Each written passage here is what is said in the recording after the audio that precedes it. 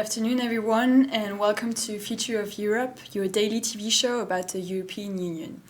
Today we have the chance to welcome Tala and Romane, two students in the Master of International and European Law at the university, the Catholic University of Lille. They will be discussing the balance of basic human rights, their high level of protection within the European Union, and the obstacles they are facing. Good evening, everyone. It's a pleasure to be here with you today. There are so many basic human rights and freedoms that I will have to choose one to discuss today. Let's talk about intellectual property rights, one of the EU's strongest pillars. Indeed, they are considered as an act of sovereignty, as that each citizen in the Union have earned in order to establish himself in different categories of production. But this is all very theoretical, so let me be more practical. It is an interesting subject because the EU was recently pushed to better regulate the intellectual property sector in the European legal order in the light of the potential economic gains and therefore social welfare accordingly.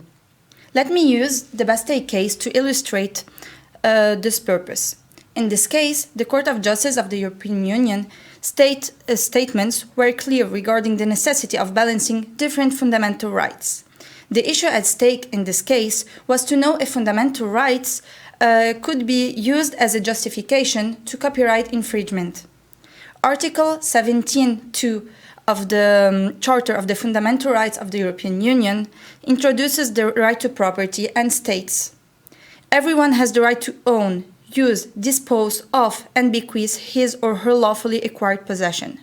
This article is one of the pillars of the intellectual property rights within the Union.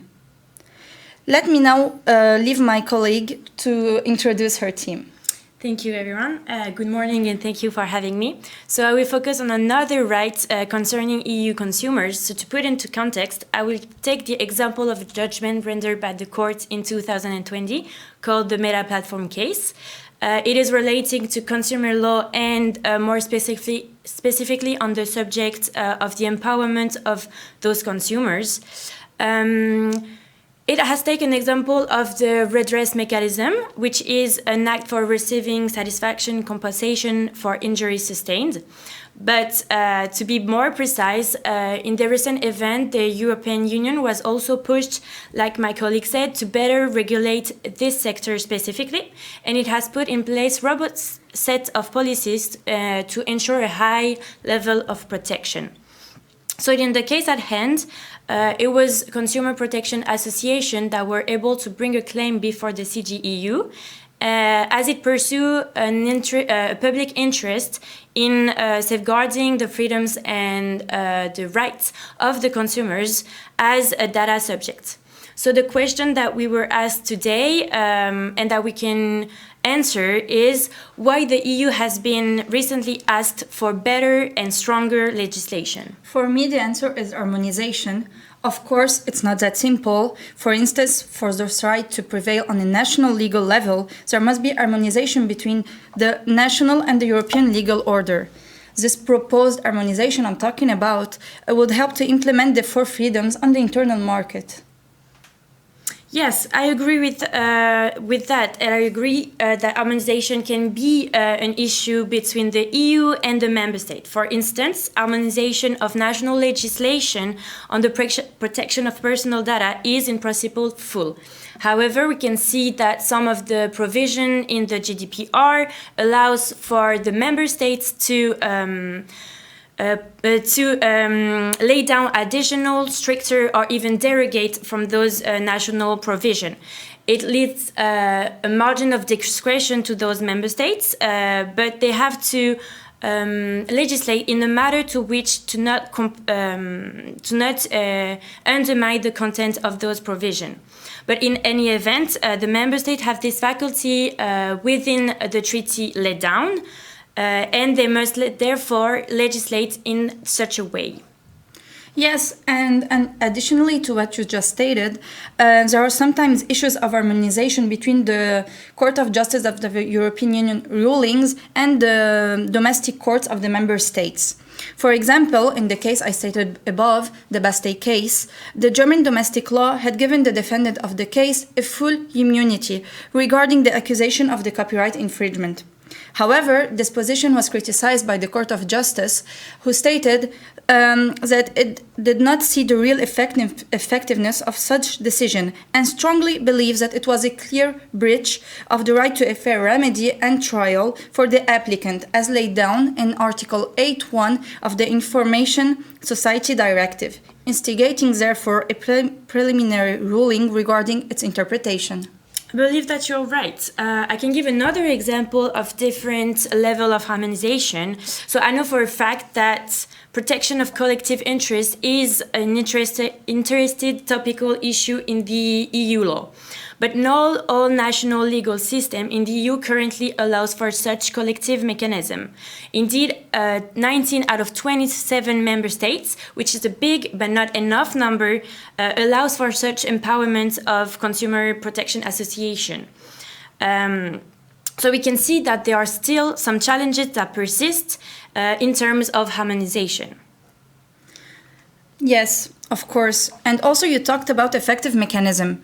And I truly think that this notion is complementary with the idea of balance. So in 2018, the Advocate General said regarding the Bastei case and the right to an effective that the right to an effective remedy could not justify the breach of the right to a family and private life. Therefore, the notion of reconciliation is very important between different fundamental rights, as we can see, for example, in the Coty Germany case. Fundamental rights were not introduced and been at the center of years of evolution just to be breached and to allow persons to get away sanction-free for an infringement that has the potential to cause damage. Allow me to state article, and it will be the last article I state, 52.1 of the Charter. Any limitation on the exercise of the rights and freedoms recognized by the Charter must respect the essence of those rights and freedoms. Those are some strong words. And I can say that even though the court plays a key role in the development of individual and collective mechanism, and of course, the balance of fundamental rights, there has been some recent large-scale abuses practices impacting the EU. And this has led to the weakening of the trust of the EU citizens in the internal market. Indeed, there is a confused relationship between the fundamental rights, and this leads to a potential issues that are likely to spawn a larger number of issues and jurisdictions. Yes, and after all, what is the extent of a fundamental right? There is no such thing as an absolute protection. Every notion, every treaty, every legislative act or rulings can hardly be defined under the notion of absolute. After all, the legal atmosphere is marked every day by the reversal of jurisprudence and the evolution of established notions. The Court of Justice of the European Union highly underlines the necessity for the member states to be effective in the guaranteeing that no element should interfere in the right of an individual to seek for justice when one has failed to respect him by infringing and breaching his right. After all, one fundamental right cannot justify the breach of another, don't you think? That's an interesting question. So I can add even to that in order to support effective enforcement in a fair and secure internal markets, as you've mentioned early on, rules are only effective if they allow for easy redress mechanism in case of an infringement and if they are enforced by national authorities. On the broader aspects, these judgments that we both explained have also initiated a debate about whether the EU has strong mechanisms in place to handle such issues. Well, I can see you were particularly involved in this subject, and it's great. It was a very complete explanation, so thank you very much for this, and thank you for attending this show, and many thanks for keeping such an interesting conversation. Thank you. Thank you very much.